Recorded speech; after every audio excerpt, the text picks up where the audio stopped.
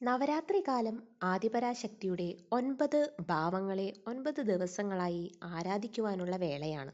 ദേവീ ഉപാസനയ്ക്കും ദേവീ പ്രീതിക്കുമുള്ള ഉത്തമ മാർഗമാണ് നവരാത്രി വ്രതം.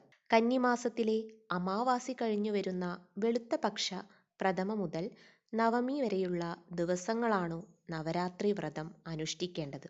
പൊതുവെ നവരാത്രി കാലത്ത് ആദ്യ 3 ദിനം പാർവതി ദേവിക്കും, അടുത്ത 3 ദിനം ലക്ഷ്മി ദേവിക്കും, അവസാന 3 ദിനം സരസ്വതീ ദേവിക്കും പ്രാധാന്യം നൽകി വരുന്നു. ഈ ദിനങ്ങളിൽ ഭദ്രദീപം, അതായത് 5 തിരിയിട്ട് നിലവിളക്ക് തെളിയിക്കുക. മനസ്സിനെയും ശരീരത്തെയും ശുദ്ധമാക്കാനുള്ള വ്രതകാലയളവാണ് നവരാത്രി കാലം. ഈ കാലയളവിൽ സൂര്യോദയത്തിനു മുന്നേ കുളിച്ചു ദേവീസ്തുതികൾ ജപിക്കണം. ലളിതാ സഹസ്രനാമജപം അത്യുത്തമം. ദേവീ പ്രീതിയിലൂടെ നവരാത്രി വ്രതം കാരണമാവും.